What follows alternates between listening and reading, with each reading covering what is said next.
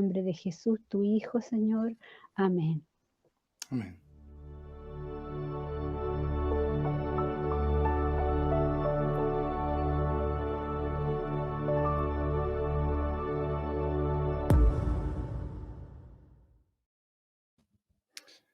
Buenas tardes, familia. ¿Cómo están? Espero que todos en sus casas estén muy bien. La verdad que hasta este momento el culto, por lo menos para mí, ha sido realmente muy bonito. Sobre todo el momento en la presentación de Maite, la verdad es que simplemente decir que la familia de Vidal Contreras es una familia que inspira a la iglesia por medio de su testimonio. Y de verdad que si hubiese terminado el culto hasta acá, yo ya me hubiese ido como por satisfecho. Así es que, pero bueno, me invitaron a poder dar el mensaje en esta oportunidad. Estamos en la familia de Dios y específicamente en este momento vamos a hablar de la familia de Dios que sirve. Y la verdad es que cuando me invita mi amigo pastor Marcelo Late, siempre uno está dispuesto, pero debo reconocer, hermanos, que generalmente no me siento tan digno ni merecedor de estar en este lugar, pero también en este momento cuando uno agradece al Señor que aún así y a pesar de nosotros, nos utiliza para poder entregar de su mensaje. Así es que voy a tratar de ser lo más conciso posible para entregar el mensaje que hace mucho tiempo también vengo reflexionando. Y el título o el subtítulo que le he puesto para que nos podamos llevar a nuestras casas y podamos seguir reflexionando durante la semana es Familia que sirve al pequeño. Escúchelo bien, porque ese va a ser todo el rato lo que vamos a hablar, es familia que sirve al pequeño. Y está dividido en tres partes, en familia, en sirve y pequeño. Y voy a partir con la primera parte, que es la familia. Y acá voy a hacer algunas preguntas, usted vaya pensándola ahí en el camino, pero la pregunta es, ¿por qué somos una familia? Esa es la primera pregunta, ¿por qué somos familia? Porque claro, cualquier persona que venga recién llegando a la iglesia, que nos escuche decir buenos días o buenas tardes familia, lo puede considerar medio extraño. Más extraño aún cuando me puede escuchar a mí decir hola hermano, un lenguaje tan como antiguo para algunos, para mí es como que está en mí, no sé por qué, pero generalmente digo hola hermano, hola hermana, y la pregunta es ¿por qué nos llamamos de esa forma? Y la respuesta es porque hay algo que nos une. El ser familia nos une que tenemos un padre en común. Eso es lo que nos une. Para todas aquellas personas que quizás todavía no entienden por qué podemos llegar a ser familia, es porque tenemos un padre y porque nosotros somos sus hijos. Y como somos sus hijos, tenemos muchos hermanos. Y los hermanos no solamente están en la primera, sino que también están en muchas otras partes, en distintas denominaciones, en distintos países. Y esto se obtiene por medio de la fe. Uno debe definitivamente creer. Mi siguiente pregunta es, ¿cómo es una familia? ¿Cómo son las familias? Y esto la verdad que no es tan distinto a las familias que nosotros conocemos en nuestras propias familias. Las familias son distintas. Siempre me imagino que las familias son como los dedos de las manos. Todos distintos. Mire, voy a partir. Está el gordito de la familia, está el que manda, el que dirige, están los altos, aquí el hermano Anderson, los Osvaldo Reynoso, hay varios, están los más delicados, los más frágiles, están los pequeños. Son todos distintos en una familia.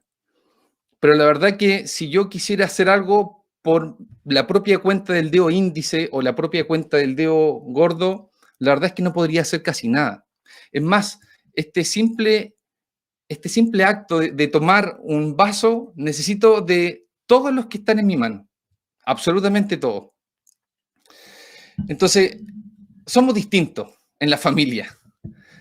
Y la siguiente pregunta es una reflexión de cómo he sido con mi familia, en forma personal. Haga su propio análisis, ¿ya? ¿Cómo ha sido usted? ¿Ha sido cercano a esta familia? ¿Ha sido distante? ¿Ha estado callado? ¿Ha sido crítico? ¿Ha estado conforme? ¿Ha estado disconforme? ¿Cómo ha sido usted, hermano? Esa es una pregunta que tenemos que hacernos. Si usted me pregunta a mí, ¿cómo he sido yo? Imperfecto, muy imperfecto. Y mi grupo cercano sabe que muchas veces me he distanciado, otras veces me he acercado un poco más, he sido crítico, he tenido que pedir disculpas, he estado disconforme, en algunas veces he dejado más como una conformidad en mi vida, pero pasamos, parece, por distintos ciclos como familia y cada uno de nosotros debe hacerse el análisis eh, de cómo hemos sido como familia. Y yo diría que, y aquí quiero ingresar ya hace poquito se trabajó muchísimo un equipo sobre la misión, la visión y la identidad de la iglesia. Y me quiero detener en la identidad en el punto número 3. Si usted va al boletín con gracia, va a encontrar que ahí en el último boletín está, y la identidad en el punto 3 dice lo siguiente, y esto me encanta. A los hermanos que lo pusieron, darle las gracias. Fue una de las cosas que más me impactó. Dice, reconocer que sus miembros son personas imperfectas. Voy a volver a leer. Reconocer que sus miembros son personas imperfectas, renovadas y transformadas por fe y gracia de Dios. Hermano, y esto me hace ser parte de esta familia. Porque si usted se siente imperfecto, bueno, bienvenido. Bienvenido a la gran familia. Porque hay mucho imperfecto. Me declaro uno de los más imperfectos. Somos vasijas de barro, hermano. Somos frágiles.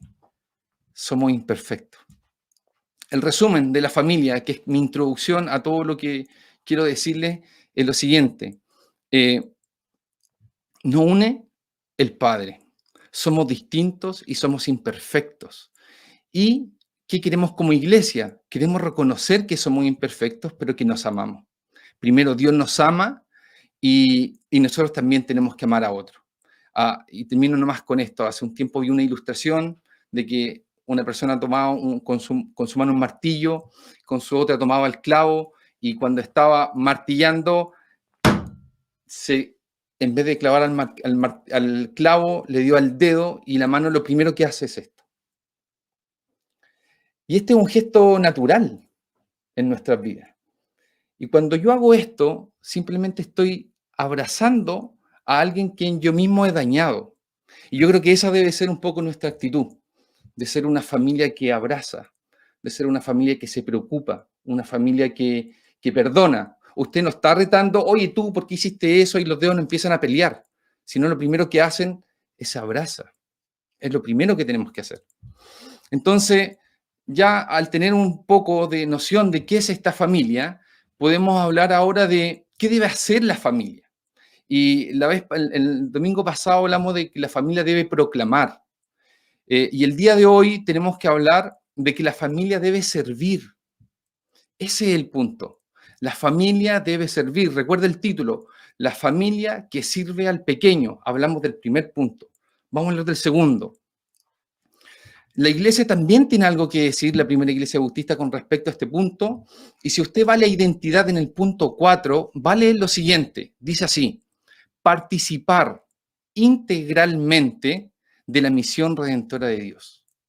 Dice participar integralmente, integralmente. Y eso nos dice, bueno, pero ¿cómo participo? ¿Cómo participo de esa forma tan íntegra? Y bueno, acá nuestro modelo, ¿quién debe ser? Jesucristo. Él es quien debe ser nuestro modelo. Y me gustaría que pudiéramos, bueno, vamos a leer en Juan 13 del 1 al 17, pero no lo vamos a leer todo, sino que en algún momento voy a leer dos partes de este versículo, pero les quiero contar un poco la historia, ¿ya? Había una celebración, estaban celebrando la Pascua, había una cena, estaba Jesucristo con los discípulos y era la última cena. Por favor, necesito que se vayan pintando o imaginando esta historia. Las carreteras de Palestina no estaban ni empedradas ni limpias. En tiempo seco, los pies se hundían en el polvo y cuando llovía se ensuciaban con el barro. El calzado que usaban era corriente, eran unas sandalias. Las sandalias eran simplemente suelas que sujetaban a los pies con unas simples correas. Poco protegían del polvo y el barro en las carreteras. Cuando entraban a una casa, habían grandes tinajas de agua en las puertas de las casas. Junto con esa gran tinaja había un ciervo con una palangana y una toalla. La pregunta es, ¿qué es una palangana? Una palangana es como una chata que es ancha y es poco profunda. ¿Para qué? Para poner los pies, para limpiar. Y ese siervo estaba dispuesto a lavarle los pies a cada persona que llegaba a ese lugar.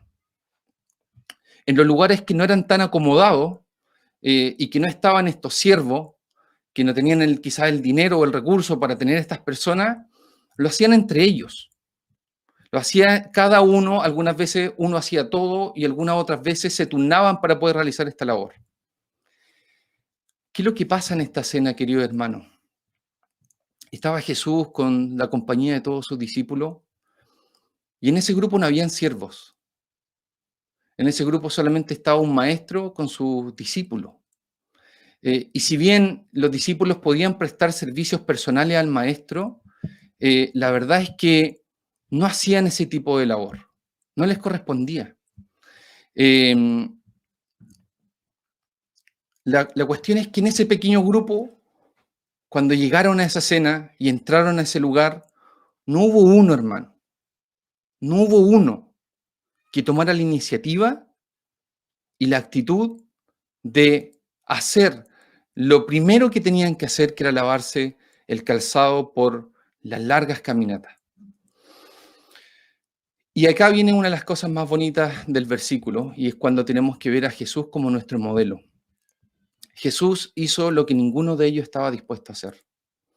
Y aquí, hermanos, les pido que por favor tomen su Biblia en Juan 13, del 4 al 5, en la versión NBI. Los que no quieran leer, yo lo voy a leer ahora. Y dice así, hermano.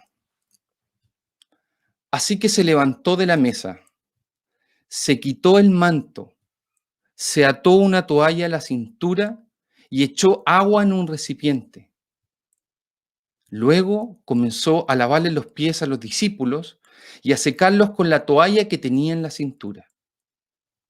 Voy a repetir, hermano. Así que se levantó de la mesa, se quitó el manto, se ató una toalla a la cintura y echó agua en un recipiente. Luego comenzó a lavarle los pies a los discípulos y a secárselos con la toalla que tenía en la cintura. Hermano, esto es tremendo. Esto es tremendo. Mire, ¿sabe qué? Jesús hace esto sabiendo que Judas lo iba a traicionar y que Pedro lo iba a negar. Jesús, sabiendo que su grupo parece que no era un grupo tan amigo, que habían traicioneros y habían personas que lo iban a ningunear, él simplemente hace eso. Y después, más adelante, en Juan 13, del 12 al 15, dice lo siguiente. Dice así, hermanos. Después de lavarle los pies, se puso otra vez el manto, el que se había sacado. Se sentó y preguntó, ¿entienden lo que acabo de hacer?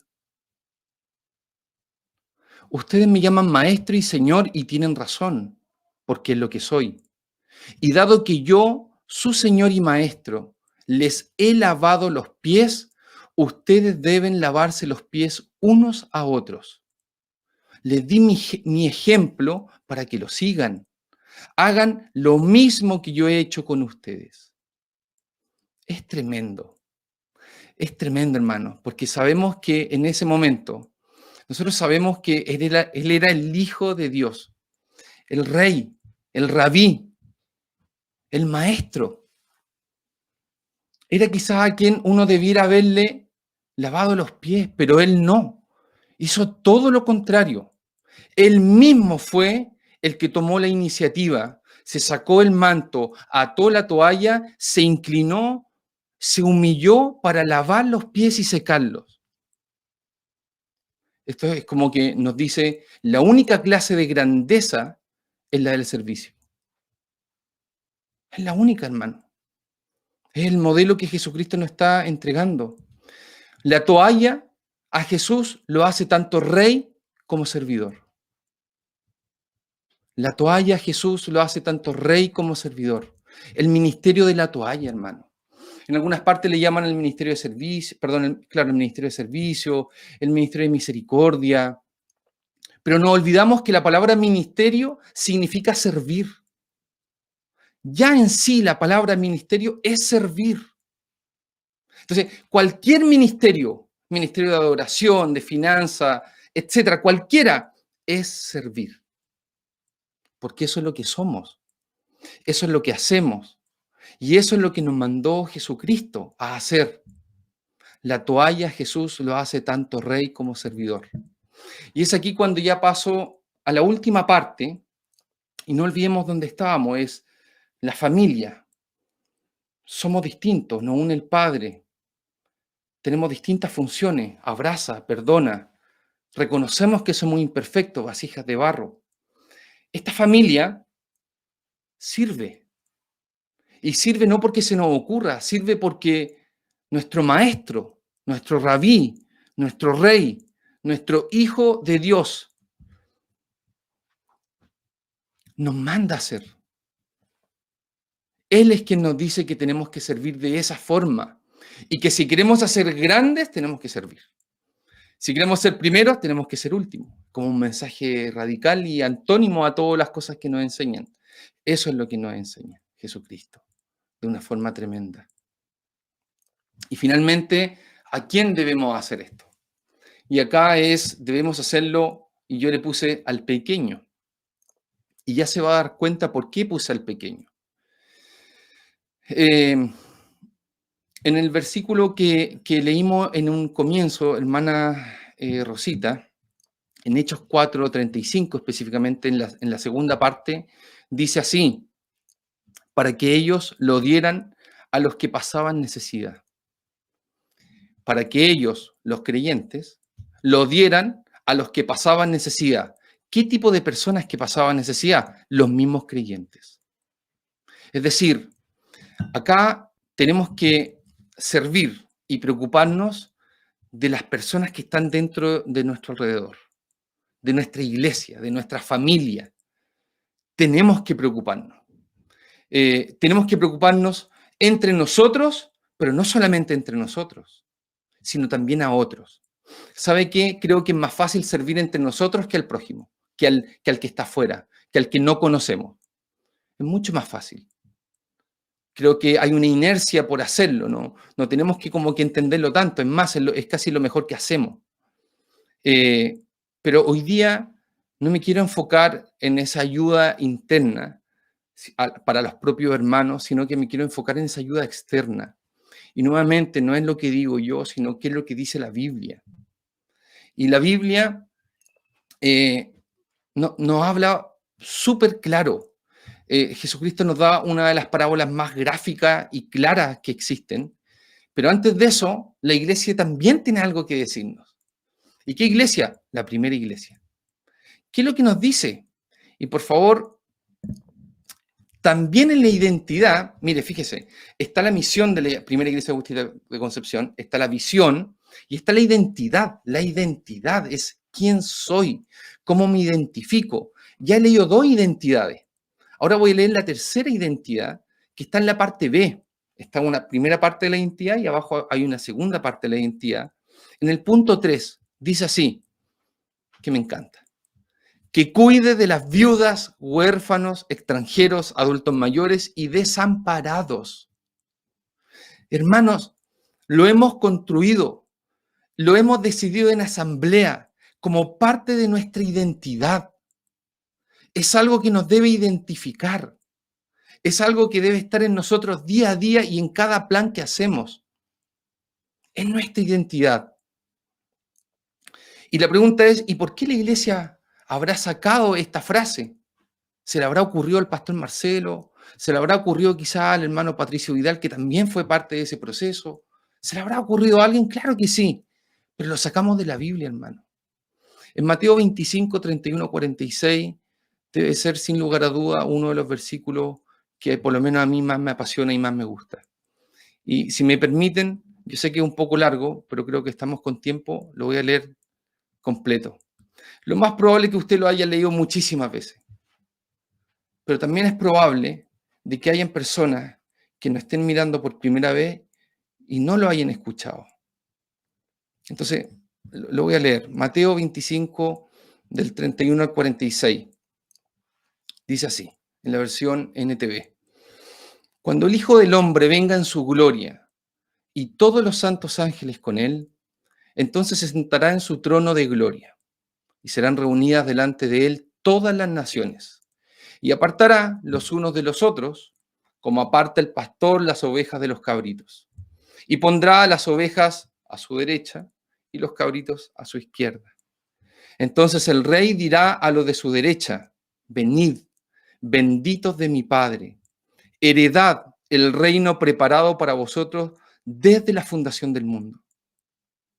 Porque tuve hambre y me diste de comer, tuve sed y me diste de beber, fui forastero y me recogisteis, estuve desnudo y me cubristeis, enfermo y me visitasteis, en la cárcel y vinisteis a mí. Perdón, hermano, es Reina Valera la versión que estoy leyendo. Hermanos, voy a repetir. Porque tuve hambre y me diste de comer, tuve sed y me diste de beber, fui forastero y me recogisteis, estuve desnudo y me cubristeis, enfermo y me visitasteis, en la cárcel y me vinisteis a mí. Entonces los justos, o los que se creían justos, le responderán diciendo, Señor, ¿cuándo te vimos hambriento y te sustentamos? ¿O sediento y te dimos de beber? ¿Y cuándo te vimos forastero y te recogimos o desnudo y te cubrimos? ¿O cuándo te vimos enfermo o en la cárcel y vinimos a ti? Y respondiendo el rey les dirá, de cierto os digo que en cuanto lo hicisteis a uno de estos, mis hermanos más pequeños, a mí me lo hicisteis.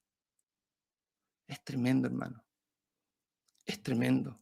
La versión NTV no dice pequeño, dice a mis hermanos más insignificantes. Continúa el 41. Entonces dirá también a los de la izquierda, apartaos de mí, malditos, al fuego eterno preparado para el diablo y sus ángeles, porque tuve hambre y no me diste de comer, tuve sed y no me diste de beber, fui forastero y no me recogisteis, estuve desnudo y no me cubristeis, enfermo y en la cárcel y no me visitasteis. Entonces también ellos le responderán diciendo, Señor, ¿cuándo te vimos hambriento, sediento, forastero, desnudo, enfermo o en la cárcel y no te servimos? Entonces le responderá diciendo, de cierto os digo, que en cuanto no lo hicisteis a uno de estos más pequeños, tampoco a mí lo hicisteis. E irán estos al castigo eterno y los justos a la vida eterna. Hermano, este versículo es tremendo. Con esto, por favor, hermanos, no estoy diciendo que la salvación viene por las obras. Para nada. La salvación no es por las obras, hermano. La salvación es por gracia. La salvación es por creer en Jesucristo como el Hijo de Dios que vino a restaurarnos, que vino a perdonarnos, que vino a ponerse en nuestro lugar. Lo que acá está hablando, y la Biblia también dice, hermano, en alguna parte, por sus frutos los reconocerán. Pero Rabí, ¿cómo nos vamos a reconocer? Por los frutos los vamos a reconocer. Cuando uno acepta al Señor, cuando uno se dispone, cuando uno lo recibe y cuando el Espíritu Santo empieza a restaurar nuestras vidas desde adentro hacia afuera, es normal que ocurran estas cosas. Es normal que tengamos el deseo y el anhelo de querer agradar al Padre y hacer todo lo que Él nos está diciendo que tenemos que hacer. Sin lugar a duda, que lo que hace la familia Vidal Contreras es un acto de amor puro.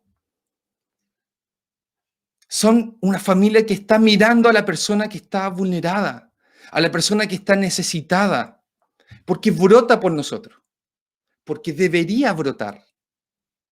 La pregunta es, ¿por qué no está brotando en algunos casos? Pero la Biblia es clara. Entonces, un poco para ir cerrando ya este punto, está esta familia distinta. La familia sirve. ¿Y a quién tenemos que ayudar? Entre nosotros, pero no solamente a nosotros, sino también al resto, a los externos. Hay un comentario que me gusta mucho y me gustaría compartir con ustedes de William Berkeley, un comentario del Antiguo Testamento que dice así, que Dios nos juzgará de acuerdo con nuestra reacción a las necesidades humanas.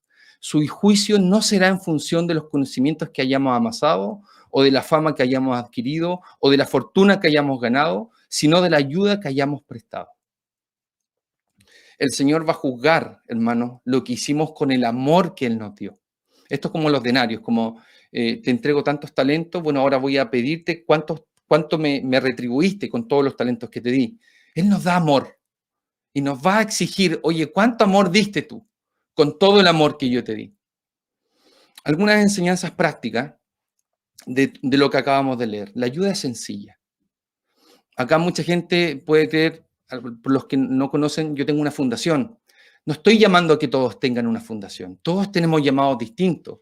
Mi madre, su único objetivo fue enseñarme de su palabra, cuidarme, servirme. Ese fue su llamado. El mío es otro, el de usted puede ser otro. Pero hay algunas enseñanzas y principios que tenemos que entender. La ayuda es sencilla.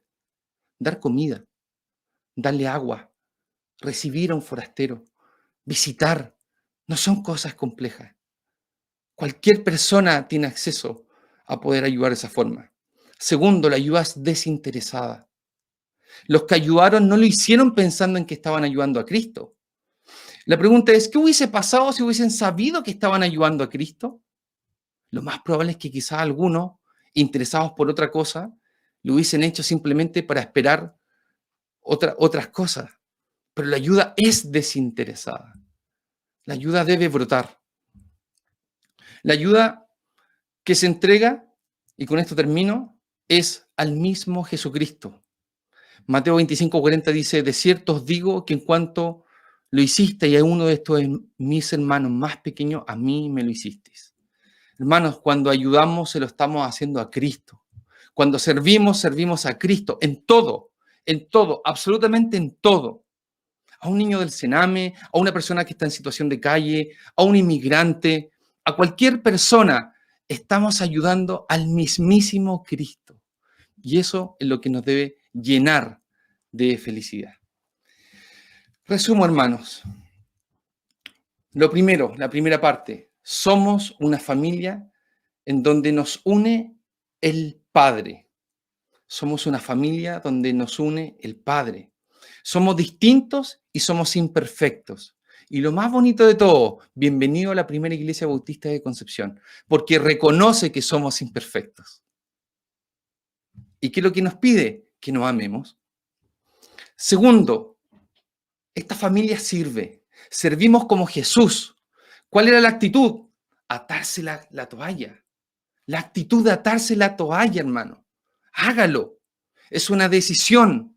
Es con intención. Es una actitud de ir a. Y la acción, lavar y secar.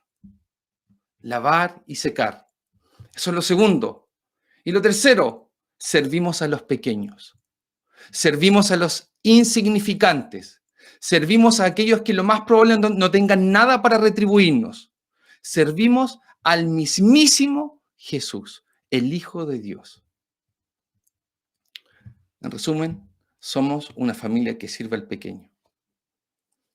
Oremos, hermano. Padre amado, damos gracias, Señor, por la vida. Damos gracias por su inmenso amor que usted nos da. Damos gracias porque lo podemos tener como Padre. Damos gracias porque somos sus hijos.